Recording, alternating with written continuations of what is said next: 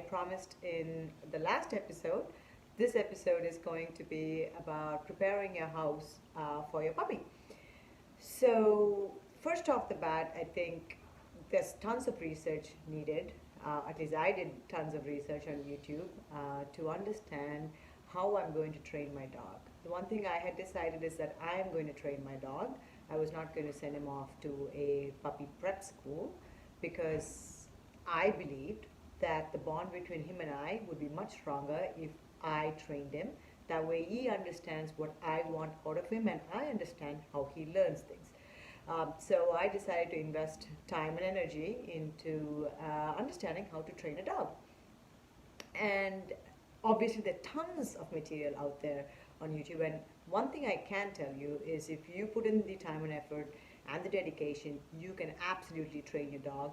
Um, in the next coming episodes, I will insert some clips of me training Pax when he was 8 weeks old. So, uh, long story short, by the time he was like 9 weeks old, he knew all the basic commands of sit, down, stay. So, you know, and all that I got out of YouTube and reading books. And so much material out there. So I thought I'll make it a little easier for you guys to by giving some of the people that I followed and I thought were incredibly helpful.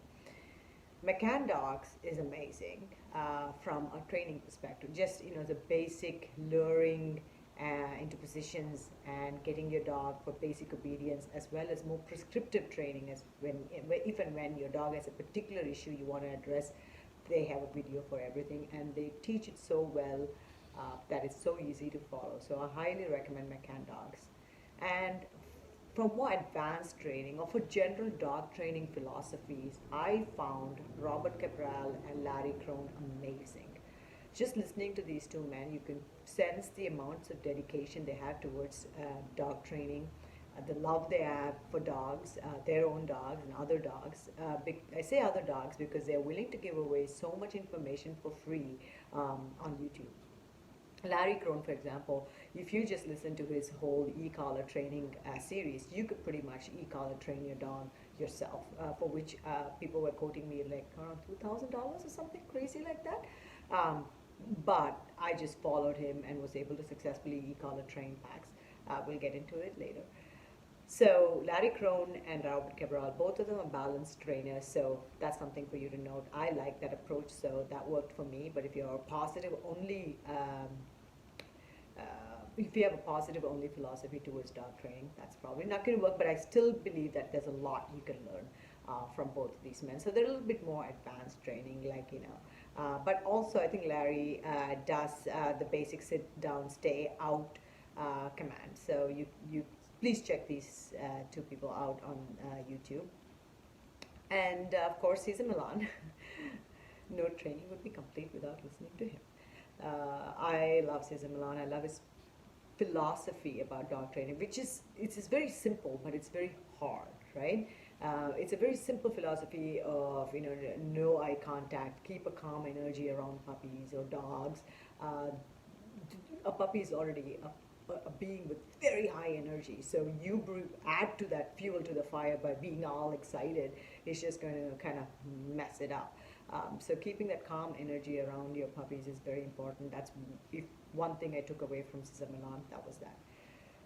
So that aside, we'll get into a little bit more when we get into the training episodes. But now, how to prepare your house for your puppy. First things first, your crate. Crate training it is amazing. It gives you the sanity.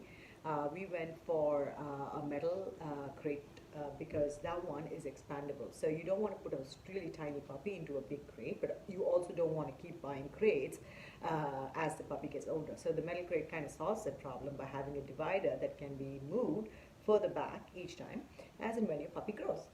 But I must agree that the plastic crates are actually way more cozy for the puppy. But if you can invest in a plastic crate as your puppy grows, or if you have a small breed puppy, that should work perfectly as well. But we went with a metal crate. I would say you don't need a crate mat because invariably there's going to be an accident till your dog is fully potty trained. And so old towels that you don't mind throwing away should work perfectly. But what is important is a crate cover, because then you cover the crate, then your dog feels more secure, more cozy. It kind of simulates the cave kind of environment for them. And a crate buddy.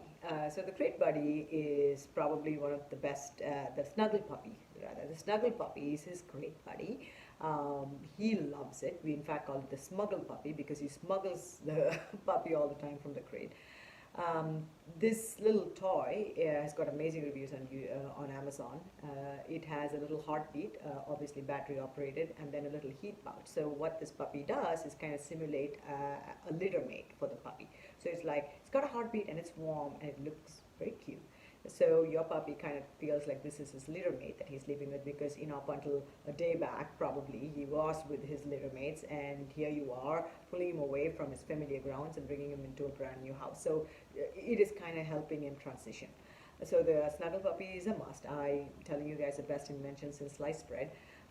And then moving on from there, you want to talk about food and water. So I would highly recommend a slow feeder, especially for breeds that tend to inhale their food, like my dog does. It's a Labrador Retriever. It kind of slows down. It's also a mental challenge for them to eat their food. I think Outward Hound makes several great slow feeders, so check that out on Amazon. And I will also link the water bowl that I got for Pax, which is, especially if you have dogs with big jowls, where the drool is real, guys. So I got this one for him, which kind of lets water out a little slower. That way he's not dragging water all over your house. And that's food and water. Coming into the grooming side of things, obviously you need a little brush, and Pax is a shedder, and the shedding is real. Believe me, till he was 6 months old, he didn't shed, and I was like, wow, I was lucky, I got one of those labs that didn't shed, and then it started. Grooming him is important. I give him a daily brush, and as a puppy, I would think I would just use a Zoom Groom. It's made by the company Kong. It's kind of a soft, nubby material. It's super gentle on them. Does a fantastic job of removing all the dead hair from the body. I would just go with that. I wouldn't do something like a fuminator, not on a puppy, I don't think. That's for grooming. As far as nail trimming goes, I recommend the one that has it's battery operated. So it's not clipping, but it's rather really blunting the nails, or so to speak. I think Dremel is one of them who makes that nail trimmers. And then I would definitely do a toothpaste and toothbrush. That is amazing, because as soon as they're a puppy and you start brushing their teeth, then they get used to it. Now Pax will brush his teeth every other day with me, and it's not a big struggle. He loves the toothpaste. It's chicken flavored, yuck, but he loves it. And also the reason is most insurances, even if you have the best insurance, like something like Healthy Paws or whatever, they will not cover dental, right? They only cover accidents and illness, and that does not include dental unless there's a trauma to the teeth. But general dental diseases, they do not cover. So you really want to take care of your dog's teeth, and brushing is probably the best thing to do. So toothbrush, toothpaste, as far as years go, Pax was prone to kind of ear infections, so I always had Zymox at my disposal. It's a fantastic ear cleaning product, and also once the infection sets in, they also have a product for that, which is far better than what your veterinarian gives you, which is and double the cost. I'm not a professional veterinarian, but in my experience, Zymox was fantastic for at least Pax. So that's that. And then you need a collar, a harness in case it's a puppy, right? So I'm the biggest proponent of getting out of the harness as quickly as possible when you start, when he starts getting a little older, because they tend to pull on a harness. So you would go to a flat collar, but for a puppy, harness is perfect.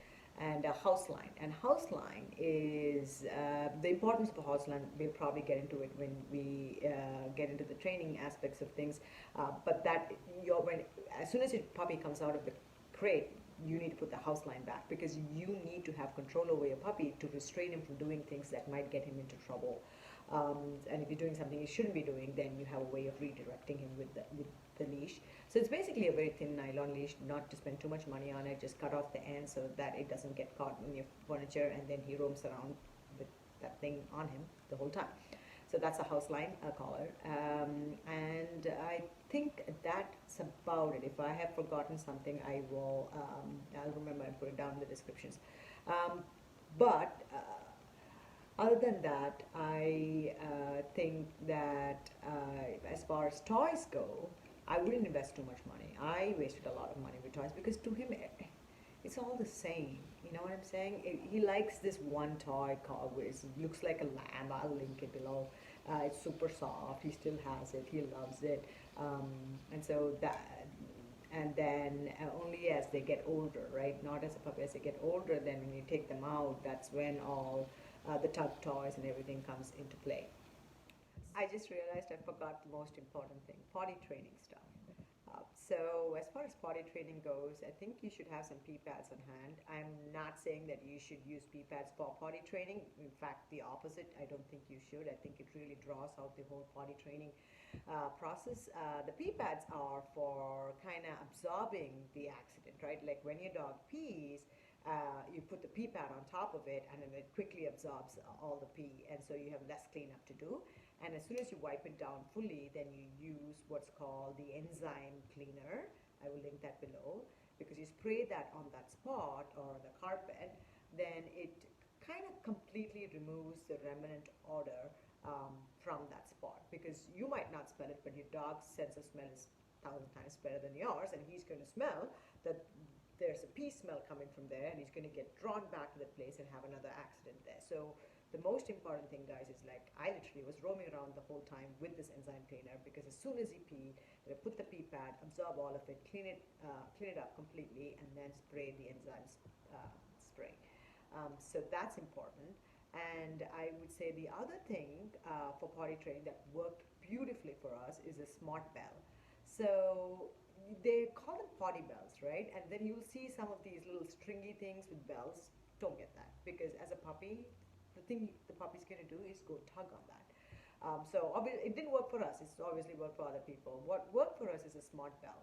So a smart bell is a little bell that gets attached to the door, which leads to wherever he needs to go out to potty.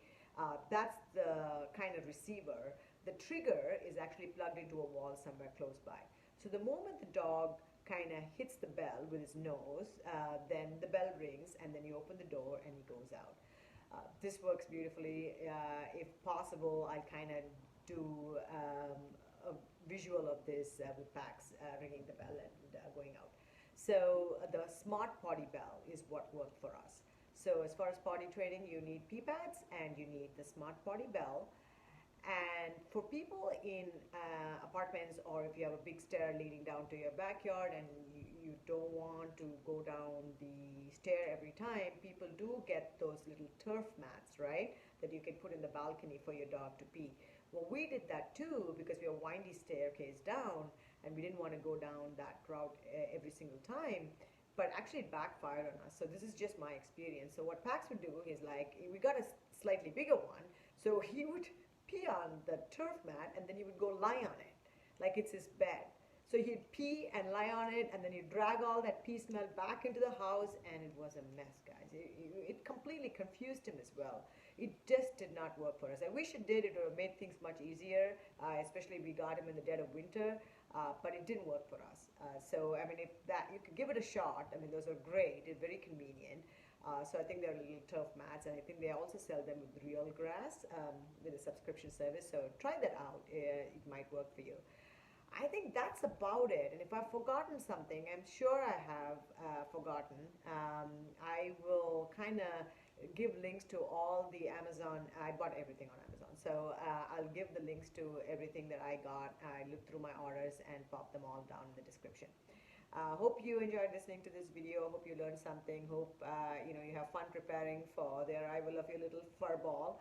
And in the next episode, we'll get into some basic training, right? As soon, what do you do on day one? Because training starts on day one. So let's get into a little bit more about that in our next episode. See you all. Bye.